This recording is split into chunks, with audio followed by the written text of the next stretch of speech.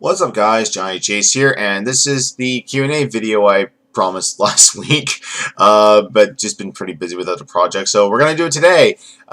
If you want to ask a question, just leave it down in the comments below. I think I'm going to make this a continuing thing, so the next video will be answering the next questions in the previous video. So if you have any questions to ask, put them down in the comments below. So we're going to get to the lone person who asked 4 different questions, so I'm going to go ahead and try to answer them as best I can.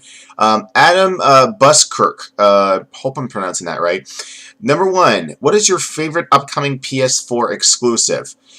Number 2 is favorite upcoming Xbox One exclusive. I'm going to stop right here. I don't own any of these systems, so I don't really have anything that I'm like, oh my god, I can't wait for that to come out. They just...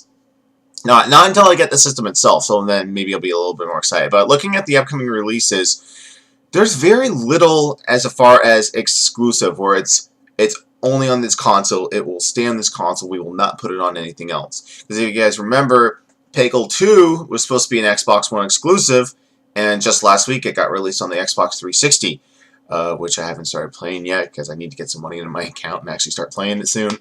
So I took a list, I actually brought up a list here, and took a look at the upcoming PlayStation 4 and Xbox One solo releases, just pure exclusive, not going to be put on anything else. First, PS4, I could give the easy answer and say the next Uncharted, because I love the Uncharted series, but I'm actually going to go with the Order 1866, which is the supernatural third-person shooter that takes place in 1866, but what happens is it looks more steampunkish, and it sounds like and it looks like from the trailers that all of your weaponry are Tesla inspired.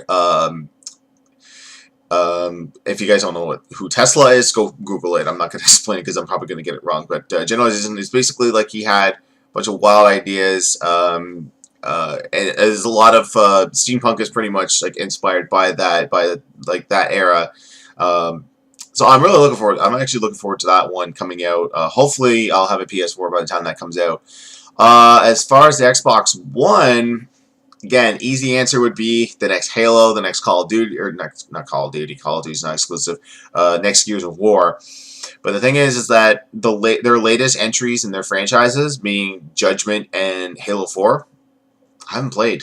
I kind of got burnt out on the series a little bit, so I'm going to have to give this one to Sunset Overdrive, the new one from Insomniac. Insomniac's the company that made Spyro the Dragon and the Ratchet and Clank series. And this is an Xbox One exclusive, and I'm just, like, the new trailer came out and showing off that it's sort of like Dead Rising meets Prince of Persia, where you've got a lot of free roaming, wall climbing, a lot of parkour, and a lot of weaponry that you can customize. I've seen like a guy with an LP launcher that shoots just old vinyl records, some LPs.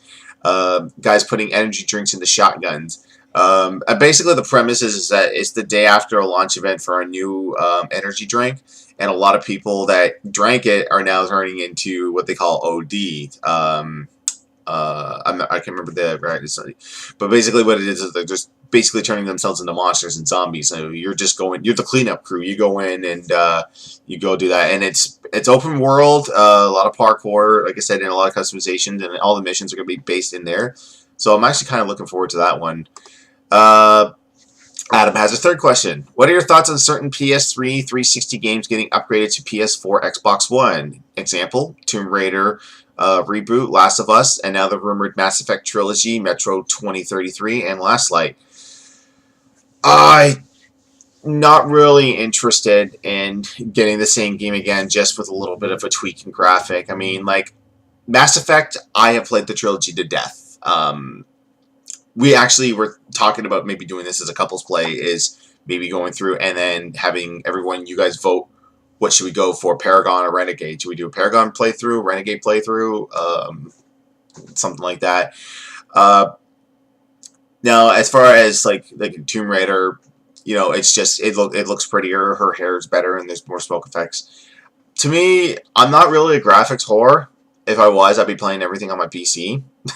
I just play the game. Like, if it's a fun game, I'll play it. But like, I'm not looking for like increase. I think the reason that they do these HD remakes and these upscales to next gen consoles is they're just trying to recoup some loss in development, because it costs a lot of money to make these games. I mean, the main premise between getting Tomb Raider, the definitive edition, on Xbox One and PS4 was just to recoup some losses that they claim to have. Because remember, Square considered it a financial failure, even though it was probably the best-selling Tomb Raider game of all time.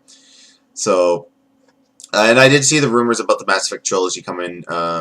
Like I said, we don't even have next-gen consoles, so it doesn't really affect me all that much. But I think it's just taking a step backwards. Just like we had this last gen when they were porting games over from PS2 and Xbox Original. I think there's some Xbox Originals, but it's mostly like on the PlayStation side. We had the Jack and Daxter HD trilogy with the Prince of Persia HD trilogy. They threw a bunch of the old Splinter Cells onto a disc. And then we had like the Metal Gears. We had Zone of Enders.